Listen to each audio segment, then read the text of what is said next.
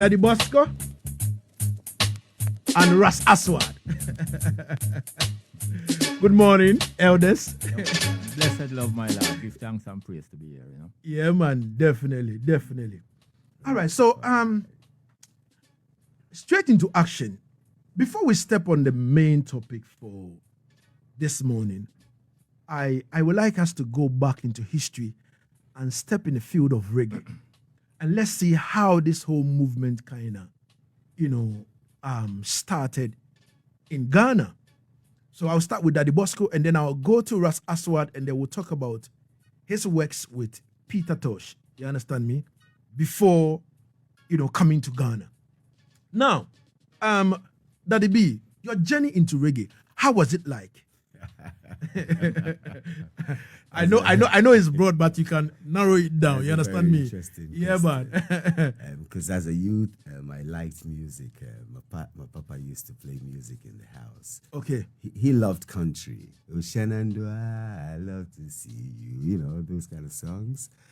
And so, growing up, I met some brethren who they also liked rock. I mean, that's where I was living for a while as a young shepherd. Okay. So from there, that was like the early 70s. Okay. And then I had Bob Marley. I had Rastaman Vibration.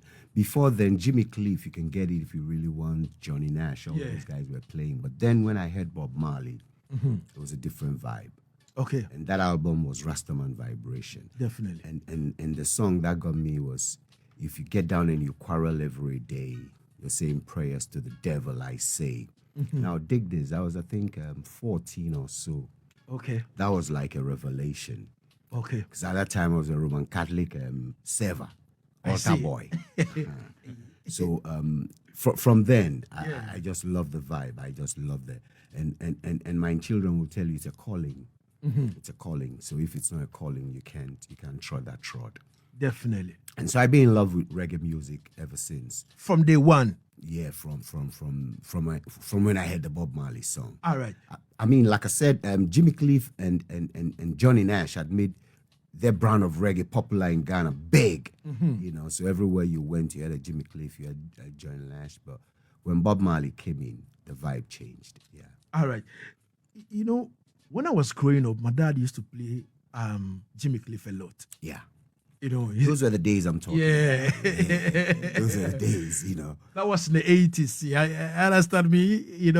Old man will sit outside with his pipe and, playing some vinyl and all that kind of thing, and reasoning quietly. That's right. You dare not go there to go and, disturb him or something. Because Jimmy Cliff was big in Ghana. He was massive. I mean, because Jimmy came to Ghana a number of times and all his concerts were huge. He had a following. But like I always say, Bob Marley took the game to another level. Bob Marley and the Wailers. That album, Rastaman Vibration, Rat Race, Man to Man. I mean, all them songs. So from then, I just love the reggae music. We played in a band, Sons of Zion. Okay. From there, then I became a radio person, So it's been an interesting trot, yeah. So in terms of you playing the band, I would like to know how the movement, started, with you. Okay, because what happened is, I want to know whether it was before the Root Anabos.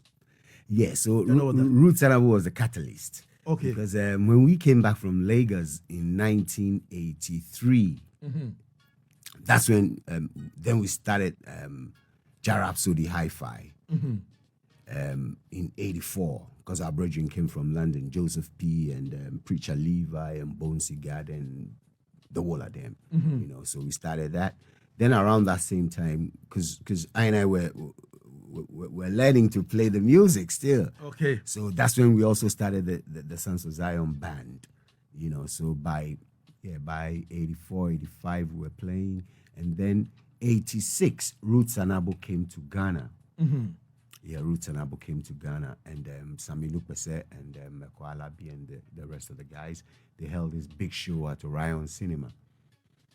And from there, Kente, Dr. Neilante, the whole are we, the Well, how we started the movement, you know what I mean? Yeah. All right. So, ladies and gentlemen, we're live on Facebook, Asaase 995 page. Easy. So you can go there and also join the conversation. You know what I mean? So all these bands were there at that particular time. How was the force like in terms of reggae? How was it like? Okay, in those days, there was only one radio station in Ghana, and they had an FM. And the FM would work from, I think, 9 to 2 o'clock, and that was it. And then there was Poncho Samson Kwe. He was doing music for your dancing feet on TV. He's the original Kitiki man. So then he had this show on radio. And so that was the only outlet for reggae in those days. And then, In which year was that? if my memory serves me right, I'm talking the mid-80s now. Okay. The mid-80s. And then a brother called Afro-Caribbean Center, Daniel. Yeah, Ras. He came from London, and he set up the Afro-Caribbean Center as a disco traffic light. Okay. And that was like the mecca for reggae music then. And that's where we all the groups were looking forward to a gig at what you call it, Afro-Caribbean, Kente, Sons of Zion, Black Empire, Quincy Bible had a group. I forgot. I mean, you're talking 40-something years, some years back. Yeah. But it was great because that was where you would go and you hear live reggae music. And Afro-Caribbean also hosted Jashaka, Twinkle Brothers. You know, that was the place. A man was telling me the other day that Jashaka has been to Ghana several times. And I'm like, seriously? Jashaka, the sound system man? Yeah. The first time he came to Ghana, he gave I 12 Tribe a set of boots. Okay. That's the 80s, mid-80s.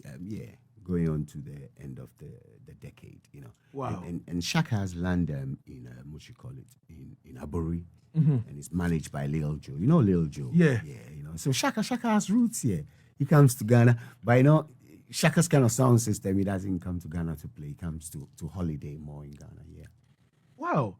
The person was telling me, and I was like, you mean Jashaka? Jashaka. From the UK? Yes, Papa. And I don't know nothing about it. I'm like, and he was Oh, like... no, those days, Shaka. I think Shaka hasn't been to Ghana since, I don't remember these 2000s, if he's coming these 2000s, yeah. More 90s, you know. Yeah. Okay. All right, so in the studio we have Daddy Ahuma Okanse Bosco and trust me, Ras Aswad Nkrabea. We're live on Facebook, Asaase 995 page. Please, if you're on the live, share the link. Spread it out. This is the holiday edition of the ABS and King Lagasse. I am here alongside Nkrabea and I have Kobin Nkrumah. Easy. You know? Or him, big up yourself, man. Yeah, man. Everything is all right in the place. If you're on the live, please share the link. So, Santino told me that, you know, some brethren came from the UK with sound system, you know, and then they merged with the 12 Tribe. And that was when he think, you know, sound system culture, you know, was at its peak. And the likes of yourself, Daddy Bosco, you know, you were playing and all that. And I wanted to get a full story. What exactly happened when the sound system, you know, stepped in? Okay, so before, Joseph P. and the gang brought the sound system, Big Dread had also brought his sound system in 77. You know what I mean? So he had his sound system here. His sound system was here before I even went to Lagos. When I was in high school, when I was in Aquinas, Big Dread was here already with the sound system. And the only thing he would play is culture.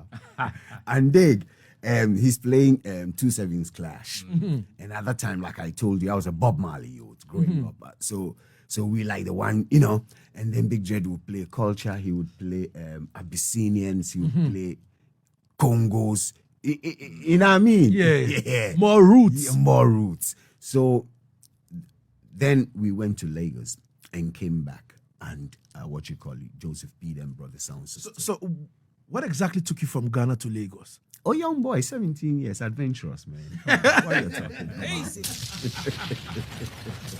about? La hustle.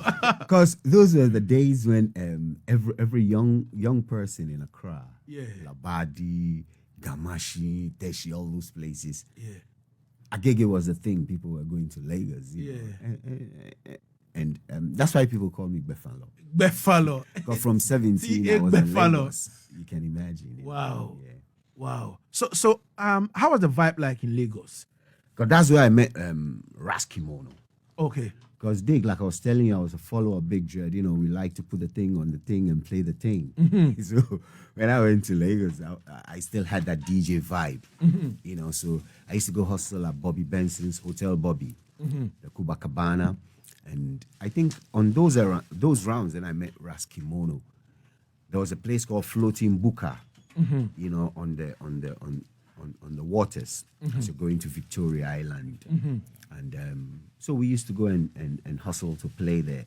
Like I said, that's how I met Ras Kimono. He came to my house on Shomolu Street. And, you know, so we were friends from them time till, and when Shagari said Ghanaians should come back to Ghana, we had to come back to Ghana. Yeah. Easy. T.A. Buffalo. Now, I got a story. and let me show you another thing. Yeah. In those days when we were playing at the Afro-Caribbean Center, that was when Santino had come from London. He had come, I think, Birmingham or something. But Santino had come from Abruzzi. Yeah, Abruzzi. Small boy. Yeah. And he had a video camera. Okay. So he was the official video cameraman for for the Afro-Caribbean Center. I don't know if he still got the footage. And then after that, he went on to do Black Notes and became a radio presenter and all that. Wow. So he's been here. He's seen everything from Wow. So it means that the IDEM really hold the fort and set the pace from the 70s down to the 80s. Actually, from the 80s. Because the 70s, like I said, I was just a teenager following Big Dread. Okay. That's why people used to tease me that I'm Big Dread's student. Right. But his first student was Levi. Okay. Because Levi used to live in cantonments. His father's house was next to Big Dread. So he went to live with Big Dread. And then Abednego. Okay. Yeah. Wow. All right. Ladies and gentlemen, trust me, you need to pay attention and listen to the reggae story. You know what I mean? Because it's coming right from the foundation. You know what I mean? All right. So let's step in with Ras Aswad. Ras Aswad, I think the first encounter I had with him was on TV, where I got to realize that he has ever worked with Peter Tosh. So I'm like, really? A man worked with Peter Tosh living in Ghana? Are you kidding me? I need to meet this man. And lo and behold, through the powers that be, you know, we met. And then we had a lot of reasoning. And I'm like, oh, seriously? All right. He told me a lot of things, but I don't want to hide, you know, or keep this thing to myself alone. You know, Asaase Radio, we live on 99.5 in Accra, 98.5 in Kumasi, 100.3 in Cape Coast, and 99.7 in Northern Region, Tamale. 4 radio stations across the country. So I think this is the right time for people to know the Ras Aswad, you know, story. You know, he's been at the forefront of so many things in Ghana right now, but this other side of him, people don't know. You understand me? Yeah, people see him holding plaques and, you know, going on, you know, demonstrations and all that. But people have to know this. Ras Aswad. Blessed love, my Lord. I hope everything is all right. Yeah, man, everything is all right, man. Give thanks and praise. I just want to big up all the listeners in the 4 regions. And also congratulate Asaase Radio for this station. Aesthetic beauty. Grab my attention as soon as I walk in here. You know? Enough respect. Definitely. Easy. Yeah, man. So, I would like to know, how did your journey into reggae, you know, start? How did it start? Yeah, well, you know, once you grow up in Jamaica, because of the fact that reggae music is all over Jamaica, especially at that time, so you naturally become part of it. Then I went to the Jamaica School of Art. All right. When I was 15. And because of the fact that they were using nude models to do anatomy drawing, I couldn't start the class until I was 16. so I was told to come back when I was 16 years old. So I went back and joined the institution at that time. Mm-hmm. In my second year, I was given the opportunity to go and teach in the prisons. Okay. In Fort Augusta and General Penitentiary Prison. Okay. And that is where I met musicians. Okay. In which year was that? That was in 1972. 1972. Yeah. All right. And my first encounter was with the person who actually founded the dub poetry, which was Oko Onuro. Okay. He's really the father of dub poetry, not so much Muta Baruka, but all right. But Oko Onuro. Okay. So he was there serving time for robbing a post office and whatever. So he was there for some years. So I developed a relationship with him, and then quite a few other prisoners were there. There was a brother named Evan Garden who introduced me to Peter Tosh. Because he said when he come out, he's going to introduce me to Peter Tosh. So he's the one who actually led me to Peter Tosh. All right. And at the time I was, doing my artwork. Some of my artwork was very political and all of that. So Peter was observing some of those issues. Mm-hmm. Then after meeting him, he said, okay, I'm going to give you the opportunity to do this album because EMI wanted to give it to their artists, and I tell them, no, Jamaican artists have to do it. And he insisted. He almost lost the contract with them because they were adamant that they have to do the album. And Peter said, no, it's so be the case to keep that bomber class. See? That was his response. And so my artists have to do it, and he insisted. He defended me, and I got the contract to do the Mama Africa album. Wow. So that was my first main contact with a major reggae artist. All right. Yeah. So around that time, dealing with Peter, how was he like? Because all of from his songs, we know that he was that radical. He was that militant and all that. But personally, you have been with him, touch flesh with him. Mm. You've done business with him in terms of working on the Mama Africa album and all that. Right. I would like to know, in terms of dealing with him, how would you say he is? Yeah, well... what kind of person is Peter? Yeah, I know that question come all the time. Yeah. Yeah, just like you say, Peter Tosh is a very militant man, a man who is not so easily approachable because of the kind of militant stance and so on. So, me, I was taken aback when I realized that he was very gentle, very soft, very kind, very loving, and friendly. So much so that I decided to really spend some time to learn some of the ways of Peter, right? I was teaching at the Camperdown High School at that particular time, where his wife, Marlene Brown, his wife, that was his second wife. Yeah.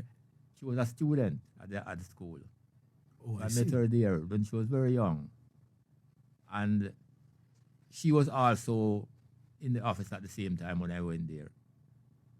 So that relationship between myself and them developed from there. Right? But Peter was basically, as I said, as a man who was very gentle, very kind, and very loving. It's a different kind of relationship from what you see and in the media, right? Because when Peter step out there, as him say, I'm a stepping razor, I don't watch my size, I'm dangerous. Yeah. And I remember the incidents in the Alpha Tree where the policeman came and Peter was burning his spliff, and he took it, they arrested him. And Peter grabbed the spliff back from the policeman and said, no, this is mine. And that's when they beat him up and bust up his head and cut off the damage from his locks came out and whatever. But he's a man who always defends his rights, no matter where, how, or what. He's going to stand up and defend his rights. And it was the same thing on tour when I was on tour with them in 82 or 82. No, sorry, it was 82, 83.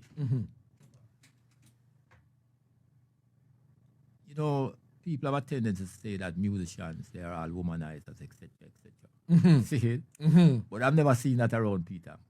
Never seen that. Peter was a man who, as far as I concerned, he was devoted and committed to the wife that was with him, which was Marlene Brown at that point. He was not like Bob Marley. No. Total opposite, my lad. He was the total opposite, you know.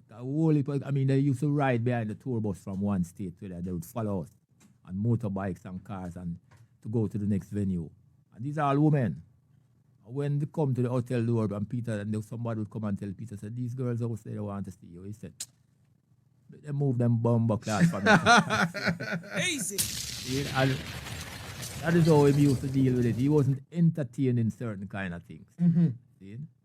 Wow. And that side of him, he was very strict, very disciplined. You know, he did martial arts and all that, so that helped his character a certain kind of way.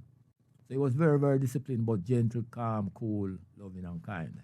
So in terms of working with Peter now, in terms of what you did on the Mama Africa album, are you still getting royalties of that? No, because the original artwork was handed over to them.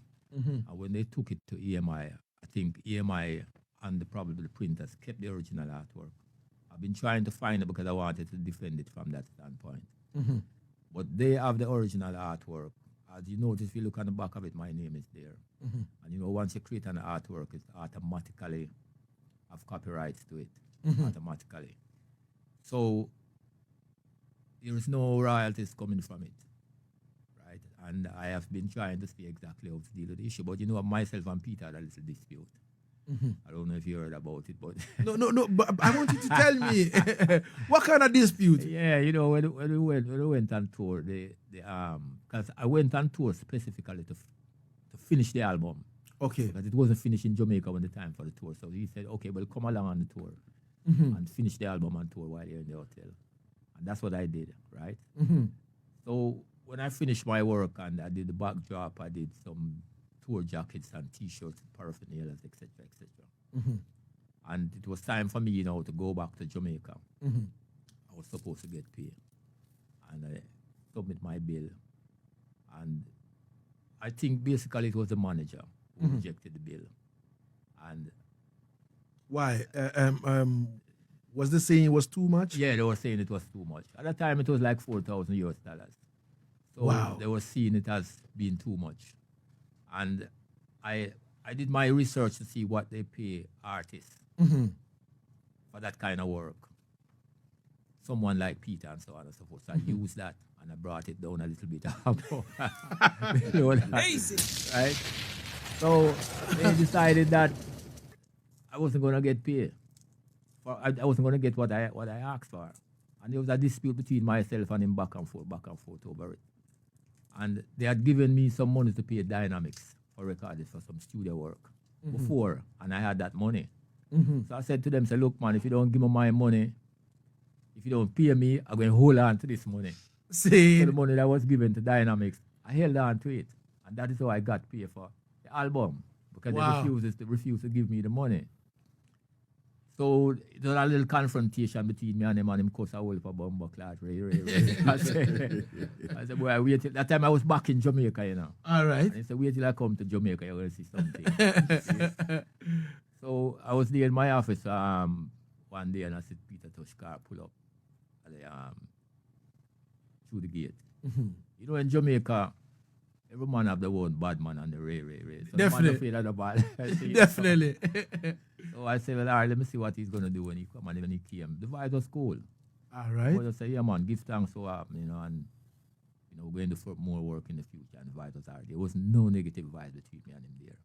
Wow. But immediately after that, the brother who introduced me to him, Peter just chop him up with a machete. Chop him in his head and chop out his locks and all these different things. Wow. Yeah, because I think Peter was going through some, I don't know what he was going through. And I don't know if you know Profile. Yeah. Profile, remember Profile was cooking for him. Definitely. And he cut off Profile locks. Use his staff or whatever to hold Profile and cut off his locks because little issues about food. Yeah. So he was going through some vibes. But I never have no other confrontation with him from that issue. And the issue of me taking the money from Dynamics, they just left it alone. And that was basically it. So, and the guy who killed Peter Tosh, you know, he used to come to the office. This is a man who, just like how I know the item, he used to come there and sit in the office and reason with us and talk to Peter, and him and Peter would burn herb and smoke and whatever. One would never even believe it. Never believe it, my lad. Wow. 5 minutes gone into the Art Night on the ABS or the Asaase radio. Easy. This is the holiday edition, the reggae edition, and trust me, you're hearing some real stuffs over here from Ras Aswad in Nkrabea. You know, how he worked with Peter Tosh and all that kind of thing, and how he wasn't paid. You understand me? But at the end of the day, he had to hold on to the money given to him to pay Dynamics. Yeah. You know what I mean? Had it not been that, Yeah, probably would have been.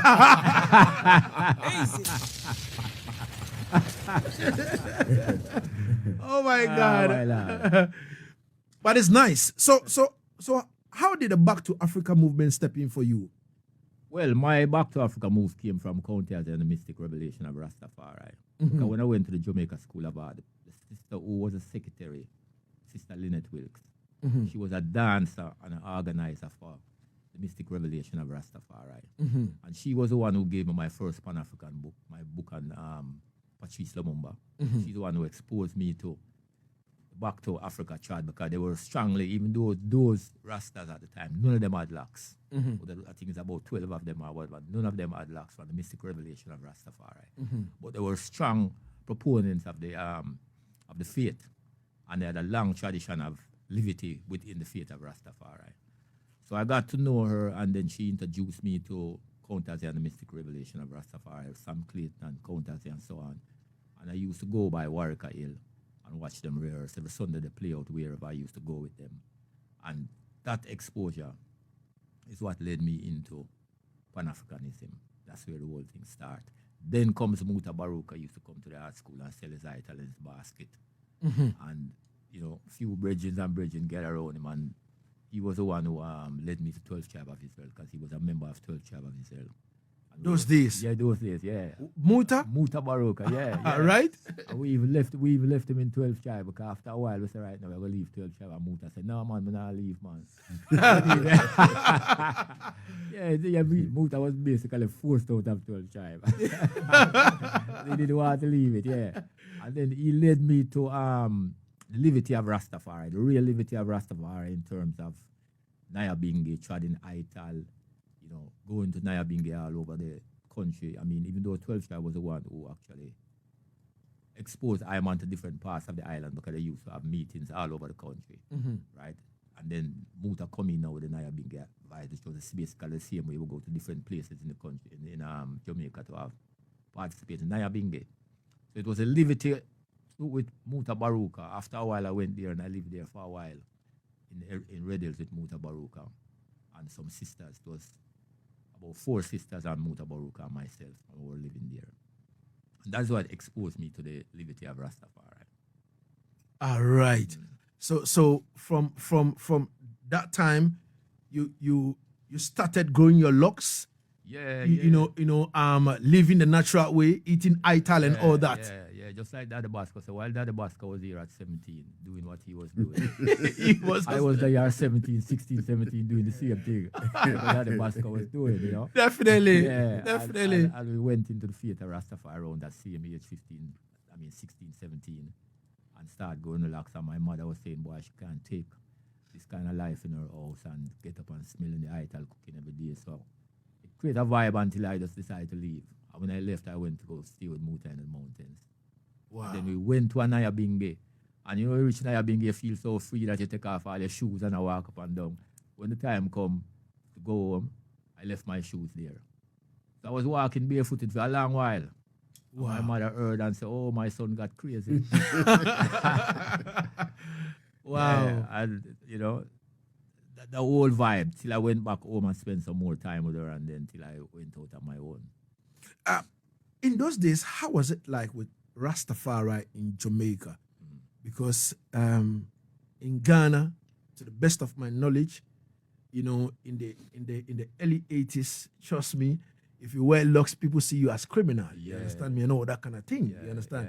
And I will come to that with Daddy Bosco in terms of the Ghana side and order, because he being an elder, I know he's going through a lot.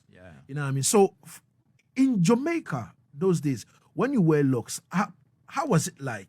I guess it's the same thing like Ghana. I can remember vividly one Sunday. Not Sunday, it was a Friday evening. I was well dressed in my white shirt and my button of Haile Selassie and my badges and stuff. And my banner. At the 12th tribe, red, gold, and green, they call it the banner. I had on my banner looking very neat and militant. An official standing to wait to get a bus to go to the meeting, 12th tribe headquarters. And a police jeep just pull up. And the man, them just come out and just take off everything off of my chest, every single thing. Just take off all the button them and just throw them in the vehicle. And then them take off my banner and throw it in the vehicle. And just drove away. Nothing said, nothing done. They didn't like the sight to see that a young Rasta youth is standing up so militant defending Rastafari. So that kind of harassment was constant. I used to have a girlfriend in the same area where that school, Vineyard Town, the area where the school that Marlene Brown went. And sometime I go there, you're there with your girlfriend and it's like, time for you leave for your last bus. And you don't want to leave until bus leave you. You have to walk, shadow, my lad. And the amount of check I get before I reach home, my lad, it was serious. Police would just pure harassment all the way until I reach home. So that was there. The general population was against Rastas. You used to call it dirty nasty Rasta, and you have scorpion in your locks, and so many different things. Going to celebrations, going to 12 tribe celebrations up in Stand Up Hill, place that they have called Stand Up Hill. And on your way there, you're gonna go through so much check, because that time you have on your colors, and police don't like to see it. The same thing would go into Nyabing. It was the same way. They would stop the truck, seize it, put everybody inside in the jail police station. And Rastas have to come now and put on the drums and start chant on the police station until them finally would let us go. So that kind of harassment was there. They wasn't really seeing us as criminals as such, because they knew that Rastafari was dealing with a different kind of liberty. But as regards to the intimidation, because we say Rastafari and say Haile Selassie is the Almighty and so on and so forth, they were intimidated by that, and the seriousness, of going against the system. The police really didn't like it, and the fact that marijuana was an important part of the liberty. Definitely. So you get that harassment a lot, Same thing with getting jobs, and you wouldn't be employed in certain places. Definitely. Yeah, certain opportunities. I remember a scholarship came for me to go to Mexico, and people were telling me I had to train before I can go. So I had to leave it. Tell them no, I'd rather keep my locks and make the scholarship go. So, those kind of issues, my lad. So lots of sacrifices I make to communal liberty. All right. I've been thinking about this, that why do people kind of harass, the harassment like that? Why? Yeah, Rastafari, I think, prick their conscience, because the fact that the things that they want to do, I would love to see happen, they don't have the willpower to do it. Like, for instance, the police in particular. The police know that Rastafari is peaceful. Everybody in Jamaica know that Rastafari is not violent people. We have no criminal. Everyone know that. They know it. But because we stand up for truth, rights, and justice, and uncompromising way that is concerned, we're not back from it. Definitely. So as a result, that stance of defending truth, right, and justice, and then we were talking about Africa.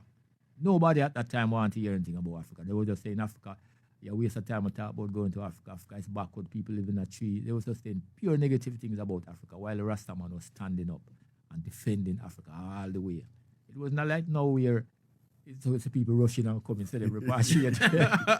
Talk about going to Africa is like a crime. Yeah. Yeah, so with that kind of liberty, and then you're talking about Haile Selassie as the Almighty, it's like a blaspheme. In a system that recognized that see and embrace Christianity. It was terrible, and then they saw us as a cult.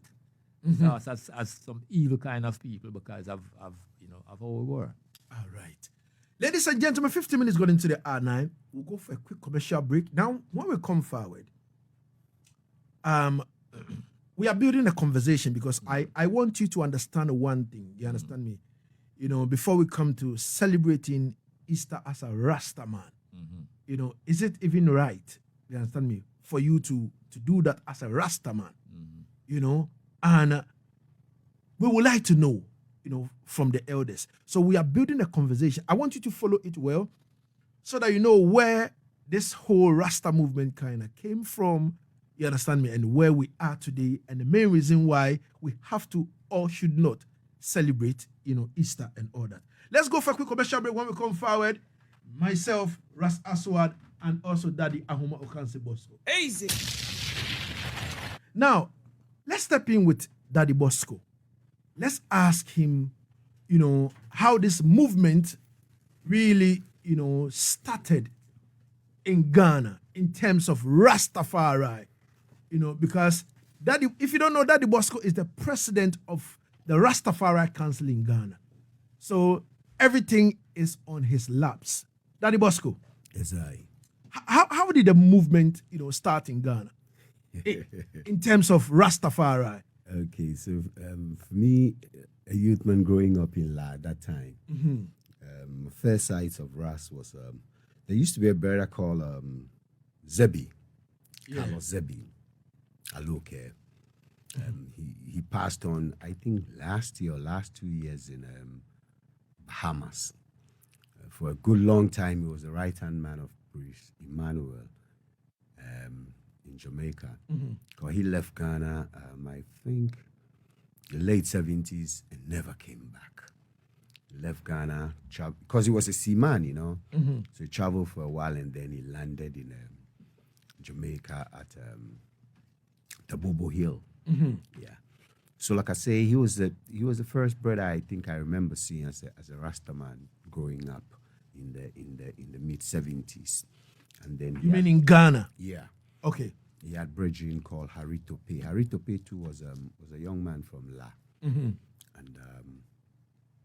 so then he used to be hosting Jabeti and some other brethren, because like I said, around that time Big Dread was in town.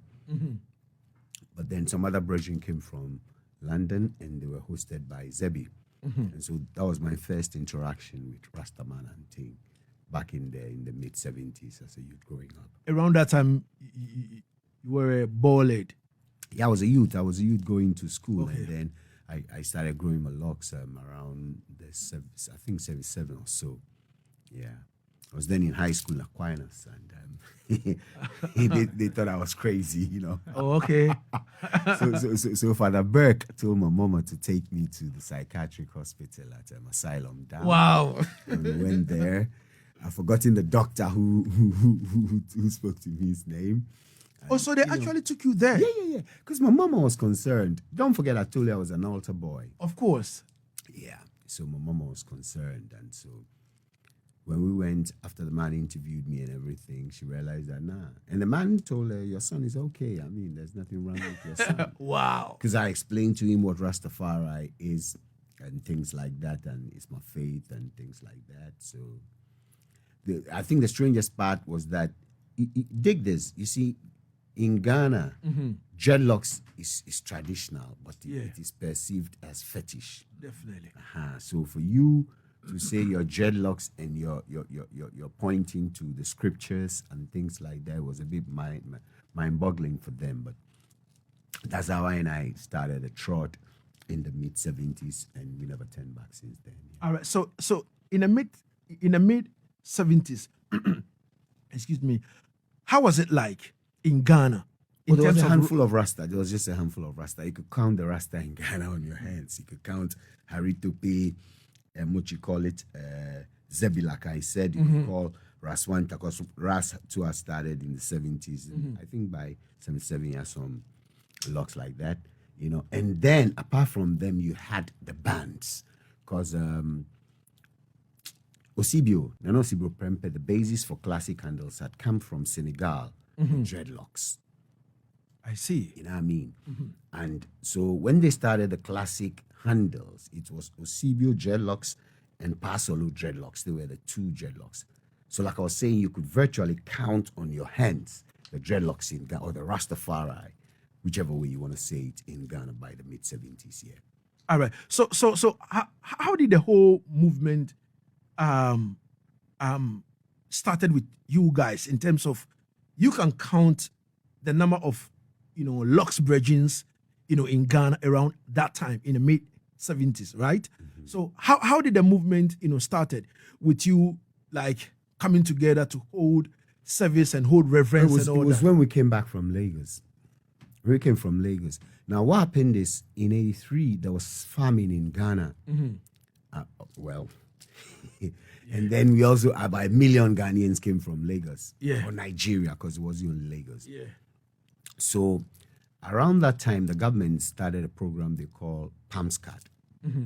That was when we went to IMF back in those days. And so there was this program of action to mitigate the social cost of adjustment. And then under that, they had a food for work program. All these donor countries, SDA, CRS, that's the Catholic Relief Services, they were all giving food. So what government did at that time was to organize. And so if you're a group of youth and you cannot show that you're organized and you have a project, the regional administration will register you and they'll put you on the thing. And then, so when we came, Big Dread, who hadn't traveled at the time, because he was like our leader at the time, was like the most grown-up person. So we formed EWF, Ethiopian World Federation. All right. That gave us the Farmers Cooperative Certificate, which we took to the regional administration Oh. and were put on the Food for Work program. That was in 83. That was in 84. Okay. Yeah. So that's when we started the EWF program, if my memory is serving me right. But by 86, 87, we had also started the SOZ. Like I told you, the SOZ was a band. But I think issues, I was quite young, but one time, Lil Joe, they were also grown up. And they felt Big Dread wasn't, but so eventually we also went out and formed SOZ. And since you just needed to register the Farmers Cooperative and show them your project, they put you on a program. So that's how come SOZ2 started. And from there, most of the SOZ people were Churchill people. So that's how come when Gadman, the Prophet, came in 86, because like I said, I'd met Joseph P. in Lagos in 82. So when we came to Ghana, he followed in 84. So when Gadman was coming in 86, he gave Gadman our contact. So we went to receive Gadman at the airport, brought him down, and So from there, when the vibe was like, start Church Tribe in Ghana and thing, that's when we started Church Tribe in Ghana in 1986. Wow. So I heard a story that in 1981, the late president of the Republic of Ghana, that is His Excellency Jerry John Rawlings, Yeah. gave some lands to the Bobos, and then they formed Church of Salvation in Koforidua Tafo in 1981. No, 81.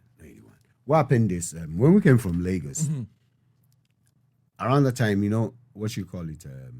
Gadman had sent the soldiers, or Gadman had come with the soldiers. So Priest Emmanuel too sent, I think, 7 soldiers. And they also came to Ghana, went to Nigeria. Priest Jakai and all them man there, Priest Henry and all them man there. Some went back and some stayed and got the land at Koforidua. In which year was that? That must be 80, because it was after Gadman came. Must be either the late 80s or early 90s. Yeah. Early 90s. Late 80s, early 90s, All right. If we check, because there were, there were documents. Even when they came, it was reported in the Daily Graphic at the time. Don't forget, at that time, the Daily Graphic, they used to call it the People's, that was the revolution time. Yeah. And on the front page of the graphic, they had emancipate yourself from mental slavery. Yeah. It was after Rawlings went to Jamaica in, I think, 93, 94 or so. and came back and established Emancipation Day because they had started Panfest before they brought Emancipation Day. Oh, all right. The only thing was that, like I said, the government was, I think because Rasta was working and it was revolution and what you call Rawlings' friend Baba Dems. Because Baba used to come and sit in with us. Baba was like Big Dread's friend. So he also used to come to the valley and things like that. So there was a certain, from their level, but with the mass of the people, there were stories like you go sit in a trotro and Charlie, you're a dreadlocks. You should imagine, because in those days, it was bare Trotsky. Yeah. And the system be some way. And then you, young man, you come and sit in the trotro, you say you be Rasta. You be Rasta. And those days we used to wear Afro Moses. Afro Moses. So, I mean, that's why these days when I see dreadlock saloons and things, my heart is gladdened. And despite the fact that there's subtle quote unquote discrimination and things like that, you step into place and people are like, who is this guy? Until maybe they check your credentials or hear you talk and things like that. But I tell you what, Rasta's come a long way. Rasta's come a long way in Ghana. Ras Aswad, when did I step in Ghana? I've been here 21 years now. 21 years. Wow. So, when you came in, how was the Rastafari movement? Well, when I came here first, the first person I met was Santino. Black Santino. Yeah, because my wife at the time had an office NGO in that same building that Santino was Vibe FM. Vibe FM. Oh, all right. Trust Towers. In that same towers, yeah, Trust exactly. Towers. So he was the first person I met, and we had a good vibe. And then I went to the Volta to live for 3 years. Okay. Then came back in the city. So for that 3 years, I didn't make any contact with Rastafari. So you were there by yourself in the Volta The region? family was there. Yeah. Okay. Yeah. Okay. And after that 3 years, I came back. So when I came back now, it was when I met Daddy Bosco and Bendigo and other ones at different occasions. And that's where the whole, connection between myself and the Rastafari community started. All right. There's a setting, Prof, I need to mention, Professor Nkululi. Okay. Now, Professor Nkululi was brought in by I think, UN to work with the government. Okay. And when Prof was here, he also did a lot of work with the community. I remember he held some groundation at the La Beach. You know what I mean? And that was positive, because there was a lot of Rasta brethren. And I think if research is done, Prof did a lot of writing, Professor there. So he wrote to Parliament and all those big man thing. And, if not narrow, if you do the research, you will see evidence of Prof's work, not just for government and all those things, but even within the community of Rastafari, because he wrote letters to Parliament looking at how to deal with repatriation. That's what I think you be activist. That's what they're doing. So, I think if the them do the research, that work is there, and I need to leverage on it. Yeah. The history of Rastafari in Ghana cannot and should not be told without paying respect to Professor Nkululi. Nkululi. After he left Ghana, he went on to live in Tanzania. He died in Tanzania, Okay. Yeah, what that is saying is true. There used to be a newspaper called Rastafari Speaks. Yeah. And they used to feature some of his writings a lot. That newspaper, Definitely. All right. And the Rastafari Speaks is published in the West, in Jamaica. But while Prof was here, he was contributing to them. Okay. All right. So let's step in the main topic now, in terms of connecting Rastafari and also Easter. Looking at His Imperial Majesty, he being the leader of the Coptic Church, in Ethiopia, The Ethiopian Orthodox those church. All right. So and then also he believing in the Bible and all that. That make me want to say Rastafari is biblical. So in this sense, Easter celebration, Rasta embrace it or not? Baba, you want to start? I should take it. You go ahead. Now, what I'll say is that, you see, Haile Selassie says he glories in the Bible. Definitely. But there's certain fundamental things that, as a youth, growing up, as a 12 tribe brother, studying the scriptures, and I came to realize Christianity, as we know it, is westernized, it's Definitely. Eurocentric. So the portrayal of Christ and all that is white and all them thing there. And if you go to the Vatican, the portrayal of the Madonna is black. As a youth growing up, now dig this, like I said, I started reading the Bible when I was like, I started reading every day from 16, 17. I saw African traditions in it. Dig this. Libation, which is covered. Jacob pour libation, David pour libation. David one day told his soldiers, I want to drink from Bethlehem. And the soldiers, they go and bring the water. Yeah. And David said, look, the blood you guys shed for this water, let me pour it out. And he poured the libation. So as an African growing up reading these things, I was able to identify with the scriptures.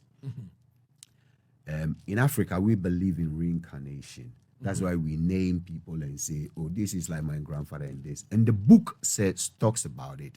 That's why they said, oh, so who do the people say I am? Am I John the Baptist, this, Elijah, this? Because they believe in the concept of reincarnation. So for I, growing up, I realized that somebody stole somebody's story and tried to make it their own story. Number two, the Ethiopian Orthodox Church, of which Haile Selassie is the head, celebrates Easter 1 week after the Western celebration. Do you understand? Number three, the concept of Easter as we know it now is an adaptation of what should I say, a pagan festival. Don't forget the Roman Empire captured Christianity and used it as a tool of governance. Do you understand? So they adapted all these pagan festivals and they've imposed it on Christianity. And well, human being, we love tradition, so we're still following it. But I, man, as a Rasta man, I don't. Thing is, I don't even go to church to go and celebrate your Easter with you. Do you understand? Yeah. But if I happen to be in Ethiopia around this time, I'd enter the Ethiopian Orthodox Church. I'd follow the chants of the Abunas and things, because it's a tradition there. You know what I mean? But me, Daddy Bosco City in Ghana, then I say I go chop Easter for the way. Easy. Ahana Sem no one. Let's hear from Ras Aswad. Yeah, man, blessed. Yeah, I think Daddy Bosco have touched on the real essence of it. It's a Babylonian festival that they were more recognizing the ascension of Christ rather than a Passover that it was originally by the Jewish faith, right? Which is a different thing in Palestine and in Israel in terms of what they are doing. So as for I and I, Rastafari, we don't really see it on that level. The issue of the rabbit and the eggs and whatever. It's some mythology that they came up with that is relevant to the Babylonian festival, right? And as Daddy Bosco said, that you could see certain relationship within this culture, certain things from the Bible, etc., that it could relate to. And I think that is where we need to look at that particular time. And if you check, just like he said correctly, Ethiopians, they even start this Easter thing. They have a different name for it. 55 days before they start it, right? And even beyond that. It's just like how you have the Omo Festival. It start now and go all the way down into August, right? So they look at it in a whole different way. While for us, and when I say us, I mean the Christian community here in Ghana and Jamaica and other places, they all do it for 3 days. they have the Good Friday, the Sunday, and the Monday. And it's finished. Yeah. And it's more like an enjoyment. There is no substance to it in that sense. But then you find the politicians will come around this time and they will give their speeches relating to that 3 day rather than study the real essence of it and mislead the people. Right? So we think that the politicians owe a duty to the nation in terms of its historical value to explain the true essence of what that festival mean to the Babylonians and what it meant to the Jews when they were doing it as a crossover.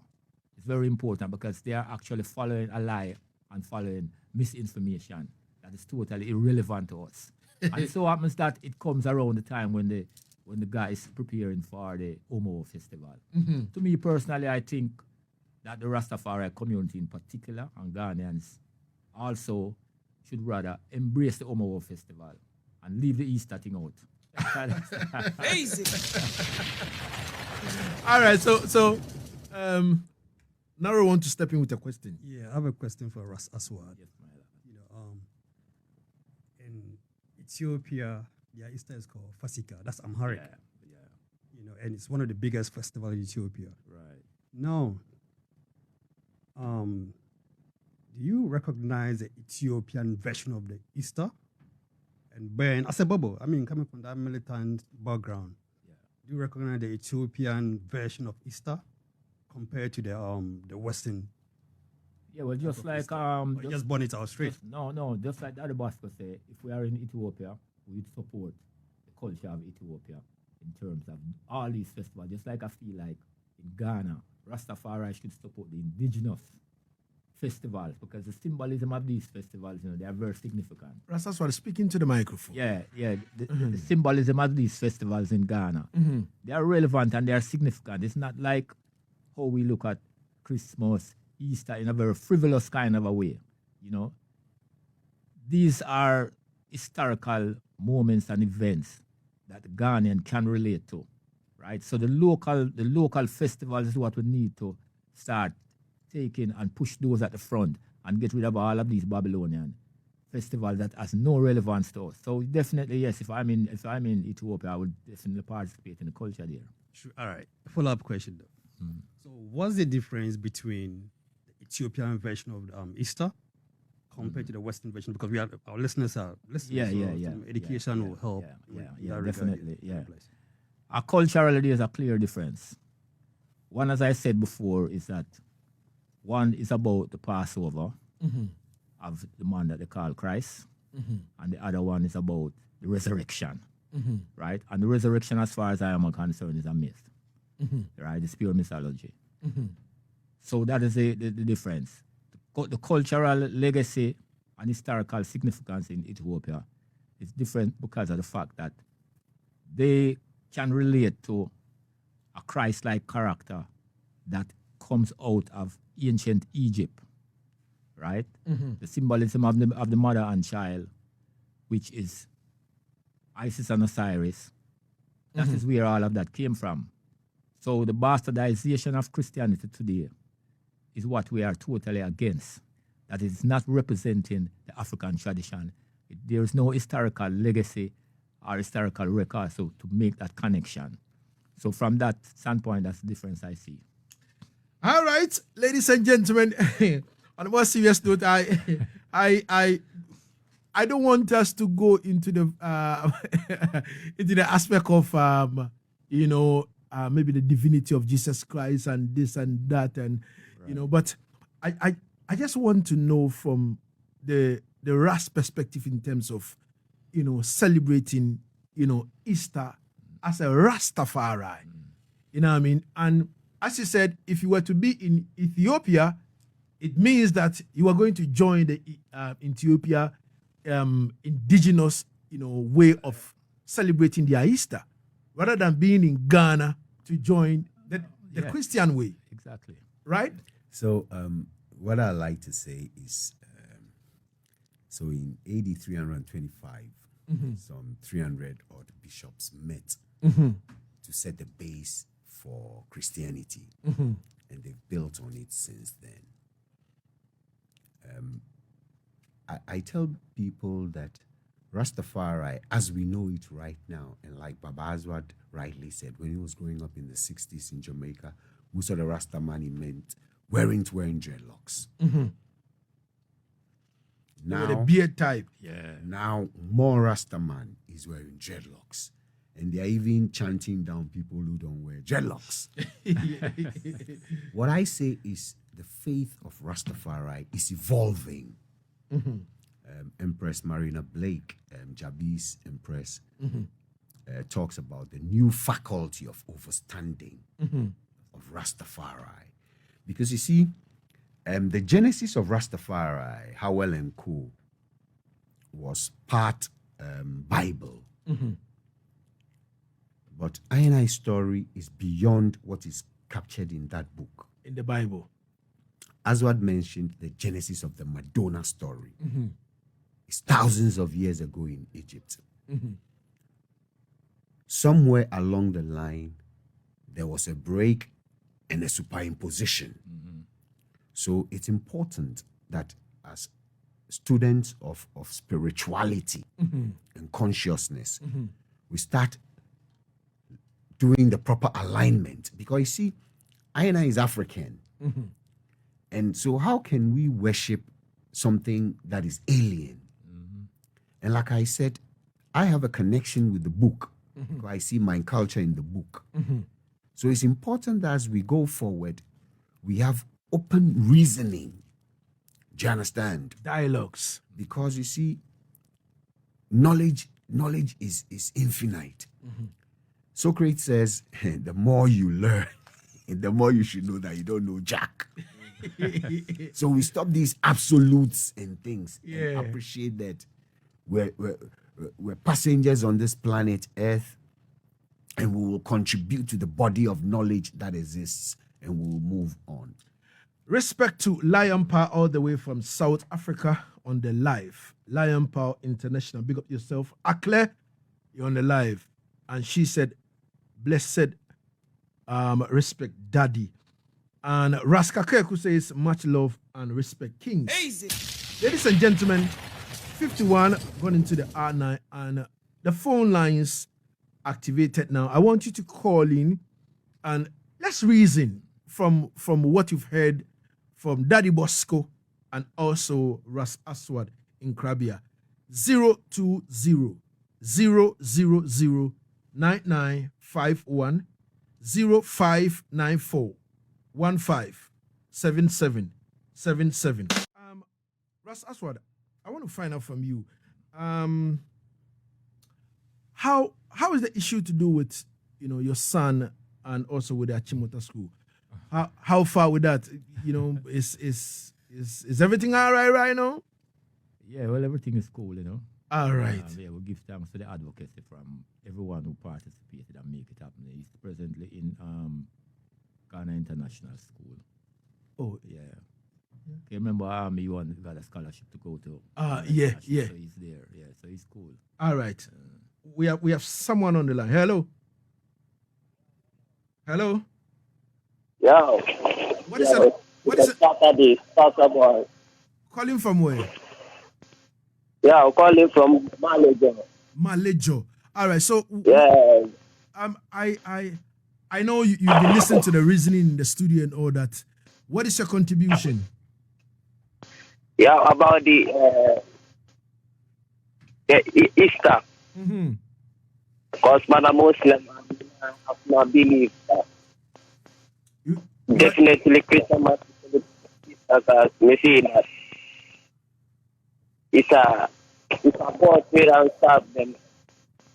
People them are man of God them use them Bible for some people. So that's what we want to touch about. Okay. All right. Give thanks. So definitely he said he's a Muslim and he doesn't believe in Easter and all that. Easy. That is okay. And according to Daddy Bosco, and Ras Aswad, there is nothing like, celebrating You know, Easter's Rastafari. Right? Daddy Bosco. Yeah, what I like to say is close with a quote from Haile Selassie.